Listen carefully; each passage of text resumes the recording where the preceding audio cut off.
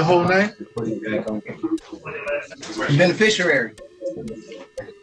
Oh, he done this before.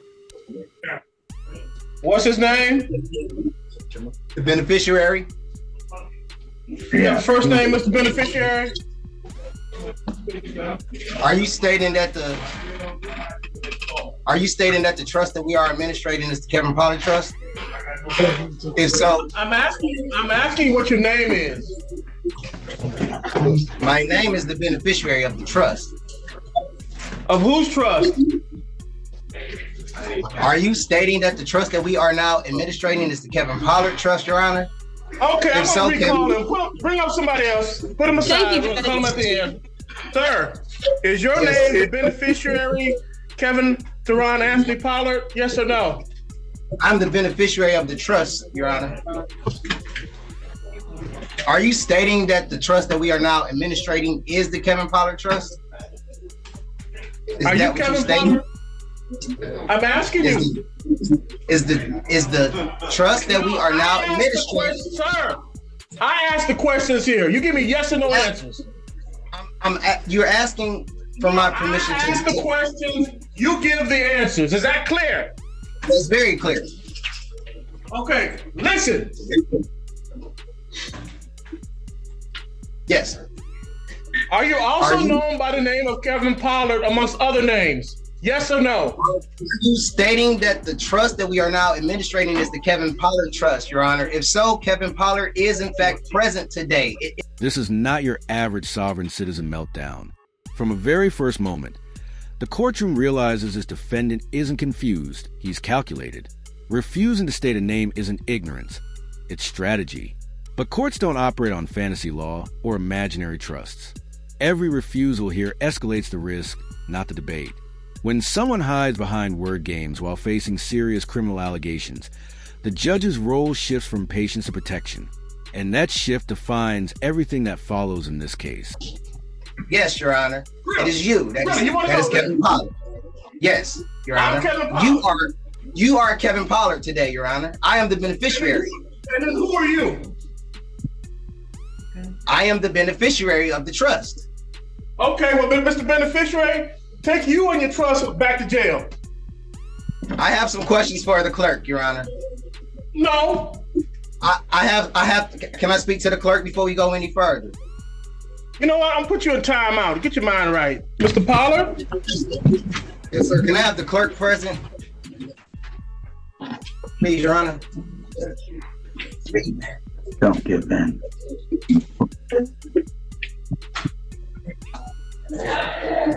Please have the clerk present in the Zoom meeting. You know what?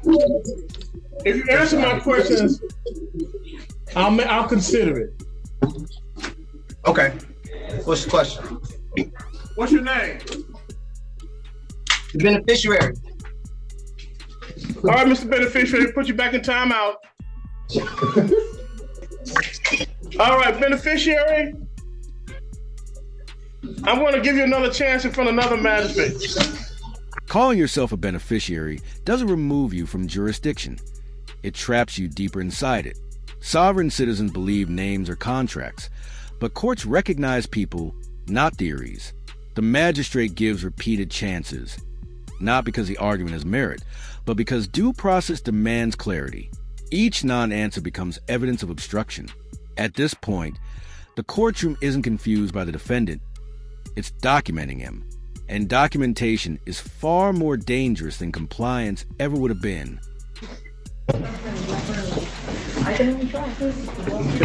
That's no problem. Can I have the clerk present, please?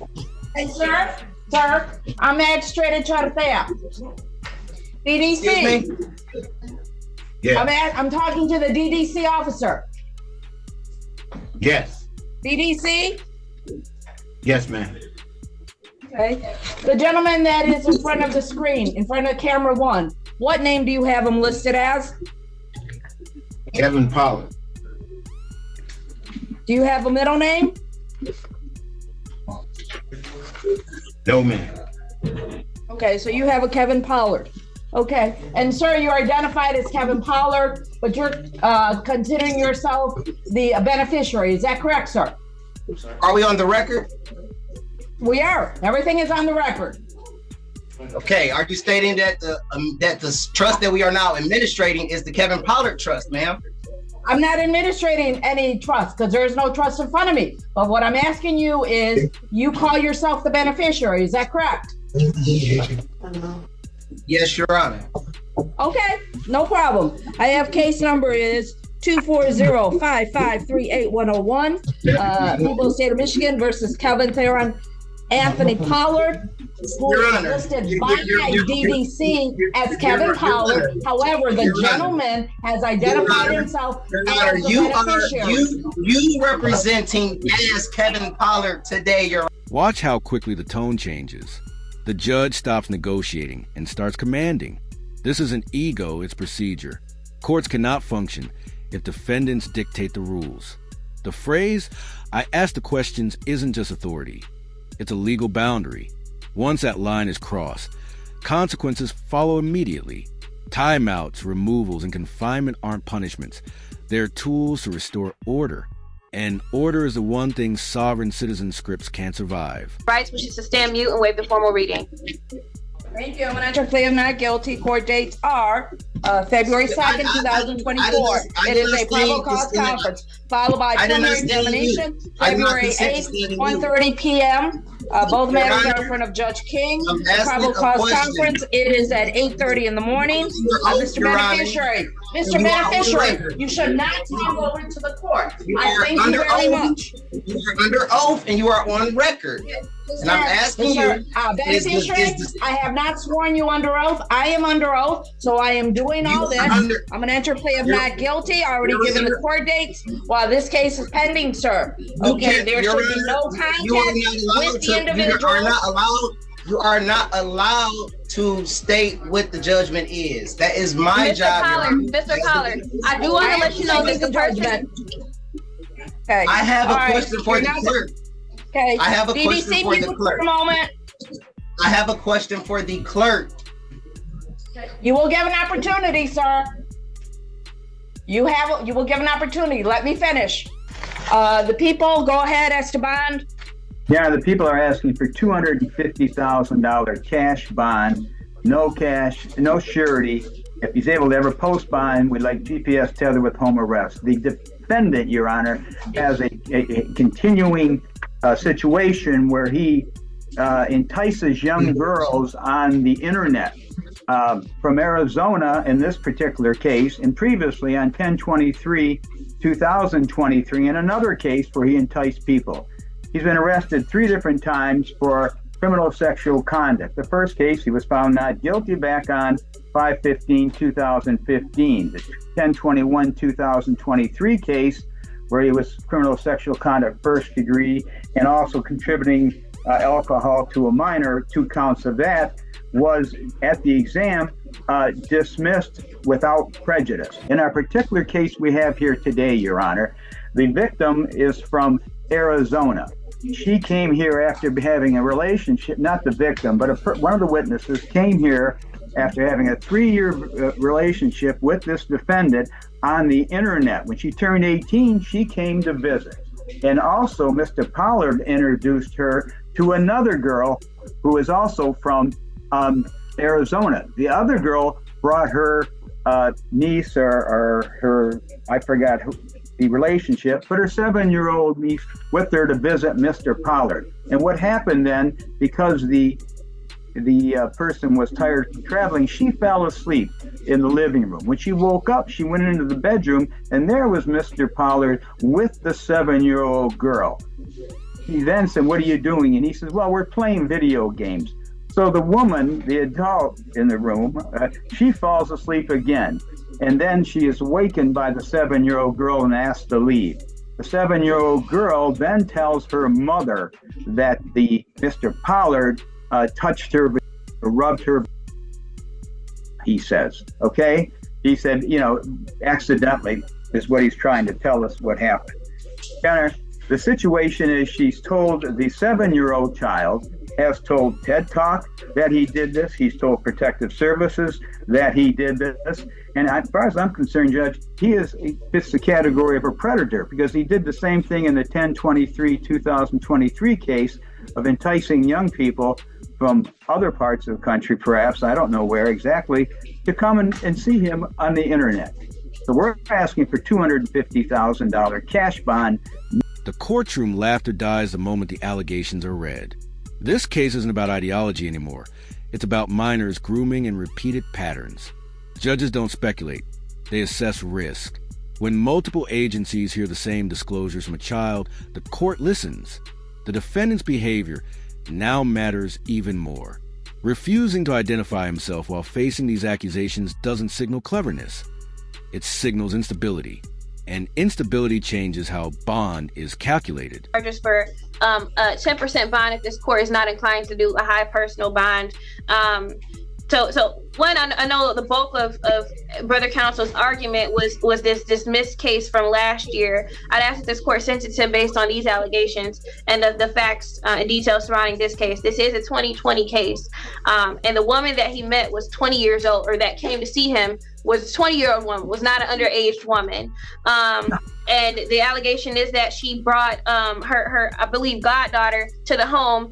Now, there are different variations because a couple different stories are told as to what occurred there. But Mr. Pollard has maintained that he did not sexually assault the little girl.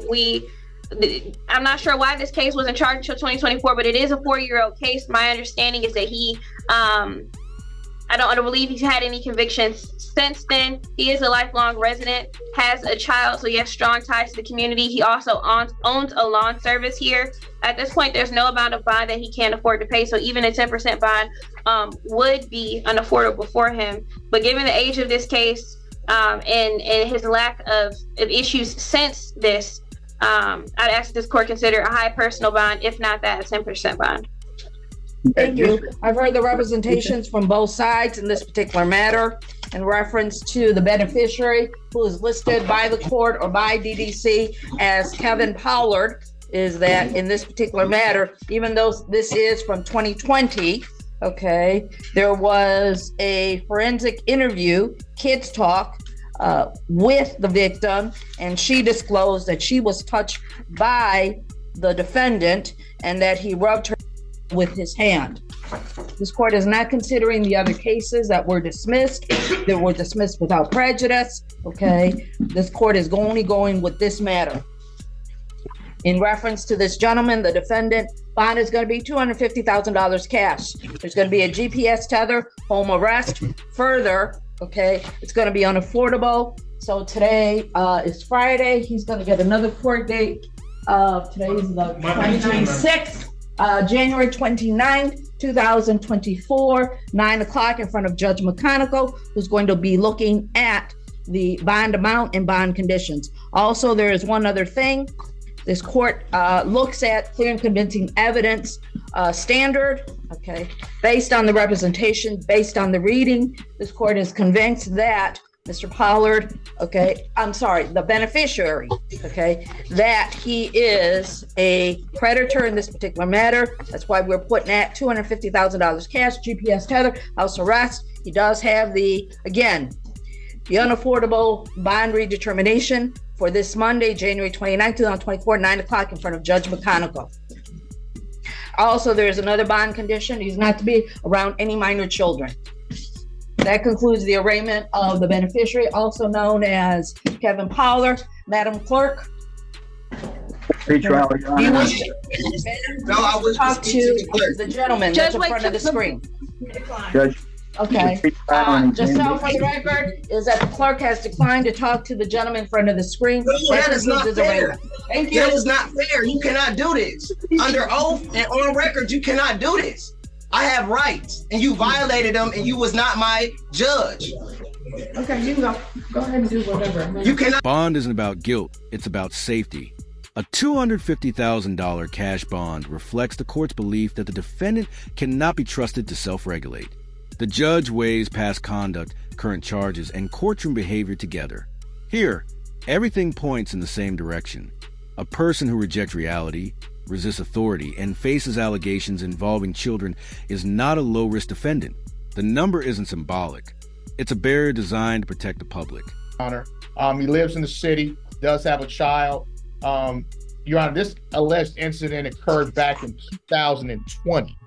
So it's some 4 years ago. Obviously, it's a serious case, obviously, but it's 4 years old, Judge. He has no priors. I'm asking respectfully for a reduction in bond. The bond is $250,000 cash. Judge, I know the court will impose a GPS tether. I already know that, Judge. My client, in fact, Judge, he has a tether already on. He has a tether already on.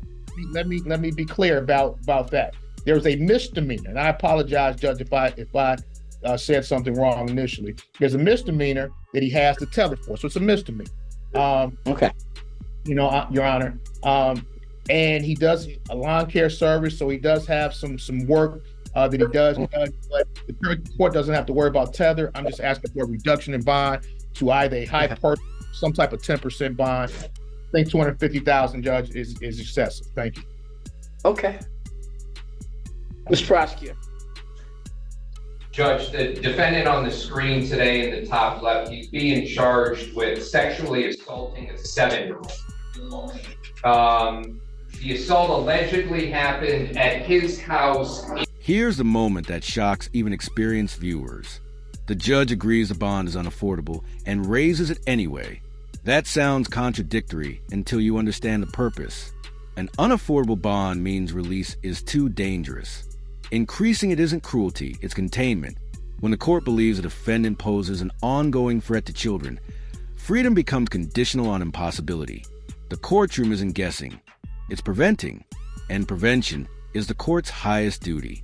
This judge doesn't entertain the name game for even a second. No philosophy, no trust talk, just a simple rule. Identify yourself or sit in jail. Courts don't chase imaginary people. They issue warrants for real ones. When a defendant refuses, the judge treats him as absent. That's not disrespect, that's efficiency. Sovereign citizens believe silence protects them. In reality, silence hands a court total control over the outcome. This case proves something important. The courtroom doesn't exist to debate beliefs. It exists to manage danger. Sovereign citizen tactics collapse the moment public safety enters the room. Judges don't need consent contracts or cooperation to act. They need facts, patterns, and authority. And once those align, outcomes become inevitable. Whether you agree with the rulings or not, one thing is clear. Pretending not to exist won't save you when the court decides you're too dangerous to release.